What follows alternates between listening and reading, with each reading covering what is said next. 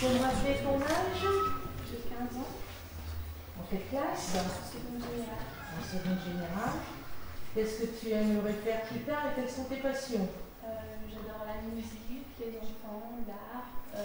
J'aimerais être puricultrice. Oui. Voilà, ça va? T'es détendue? Un peu, ça va aller. Allez, on va l'encourager, hein.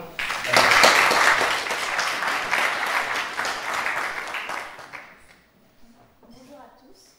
Je suis venue vous parler d'une citation de Georges Clemenceau et vous dire comment je pourrais l'interpréter. La citation est la suivante. Il faut d'abord savoir ce que l'on veut, il faut ensuite le courage de le dire, il faut ensuite l'énergie de le faire. Je suis jeune et lorsque l'on me demande ce que je veux, et je ne parle pas de ce que je veux manger le soir, je parle de ce que je veux faire dans la vie, de mon but. Je ne sais pas forcément. Lorsqu'on est jeune, il est parfois difficile de savoir comment on veut préparer son avenir et ce que l'on veut faire. Alors, pour les jeunes qui ne savent pas ce qu'ils veulent, comment comprennent-ils cette citation de Georges Clemenceau? Lorsque l'on demande à un jeune ce qu'il veut, je crois qu'il répondrait bien « J'aimerais une glace à la menthe, je veux regarder ma série télévision ». Mais Georges Clemenceau était un homme dit atypique, c'était un rebelle, il était inclassable, mais c'était surtout un socialiste qui croyait en l'individu et en toutes les limites qu'il peut repousser.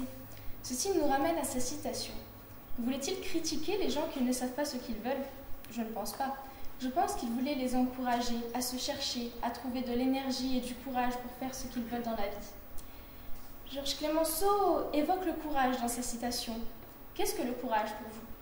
Il est vrai qu'un dictionnaire vous dira que c'est la force de caractère qui permet d'affronter des situations difficiles.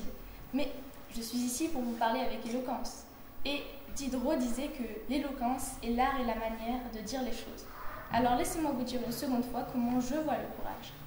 Je pense que le courage est un trait de notre personnalité, qui est noyé parmi beaucoup d'autres, mais qui refait surface lorsque l'on en a besoin pour avancer, progresser et réussir.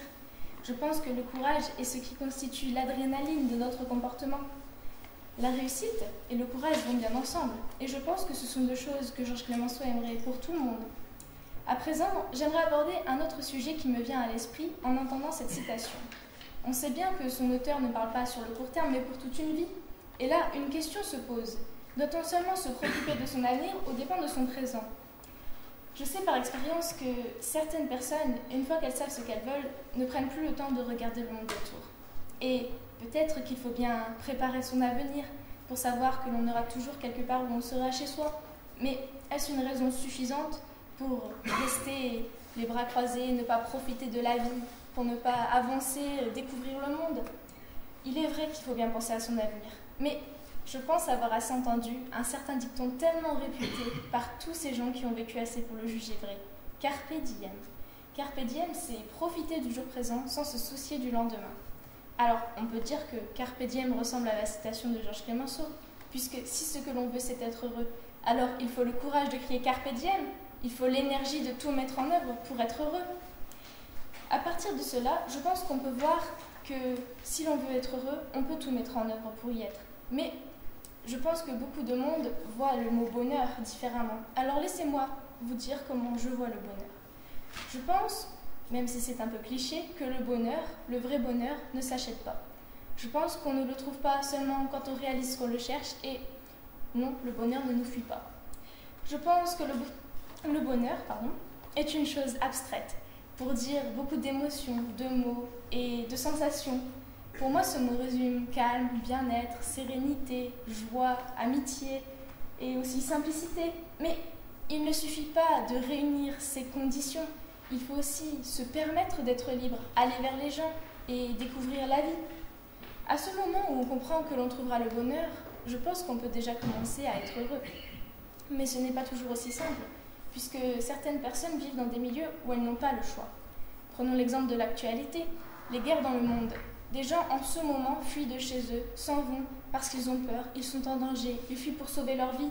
Ils voient leurs amis et leurs familles tomber un à un après la guerre. Mais comment illustrer la citation de Georges Clemenceau dans ce contexte? Je ne souhaite pas m'engager dans un discours politique parce que ce n'est pas mon domaine. Mais d'un point de vue humain, ces gens auraient besoin qu'on aille vers eux. Depuis les contes pour enfants aux histoires d'horreur pour adultes, on apprend que la peur provoque la peur, que la haine provoque la haine, et que le bonheur des uns ne provoque pas forcément le bonheur des autres. Mais nous devrions apprendre de ce qui se passe de l'actualité, de ce que dit Georges Clemenceau. Nous devrions aller vers les autres, ne pas avoir peur de les aimer, ne pas avoir peur d'eux, ne pas les haïr, sans raison d'ailleurs. Nous pouvons retenir une leçon. Et je pense qu'en croisant les gens dans la rue, si on leur sourit, ils nous souriront. Ils sont heureux et on sera fiers. La fierté est un sentiment qui contribue au bonheur. Il existe un autre sentiment qui contribue au bonheur et celui-là, on en entend parler partout, dans les films, dans la musique, dans la peinture. C'est l'amour. Je sais que certaines personnes se croient malheureuses parce qu'elles ne sont pas avec la personne qu'elles aiment. Mais si ce que l'on veut, c'est être heureux, si on prend en compte la citation de Georges Clemenceau, alors il faut faire confiance aux gens autour de nous, se permettre de les aimer, prendre le risque. Martin Luther King disait que la mesure d'un homme ne se connaît pas lorsqu'on est à son aise, mais lorsqu'il doit affronter des situations difficiles. Alors, ne faut-il pas se mettre en danger, prendre ce risque d'aimer les gens autour de nous, avoir l'ambition d'être heureux, être grand, selon Martin Luther King? Vous l'aurez compris, ce que j'essaye de dire, c'est qu'il faut aller vers les autres. Il faut se permettre d'être libre, voir toujours plus loin, avoir du courage. Mais il ne faut pas se soucier de tout ce qui prend beaucoup trop d'importance à nos yeux, alors que cela ne devrait pas. Je pense qu'il faut vraiment s'enrichir du savoir et de la connaissance des autres pour en sortir grandi. Il faut d'abord savoir ce que l'on veut. Alors cherchez ce que vous voulez. Et si vous le savez, sachez qu'il faudra le courage de le dire. Et une fois, l'énergie de le faire. Je pense que cette phrase de Georges Clemenceau reflète l'entièreté d'une vie. Il faut toujours se chercher, il faut du courage, il faut de l'énergie. À travers une seule phrase, Georges Clemenceau a résumé le but d'une vie. Voilà.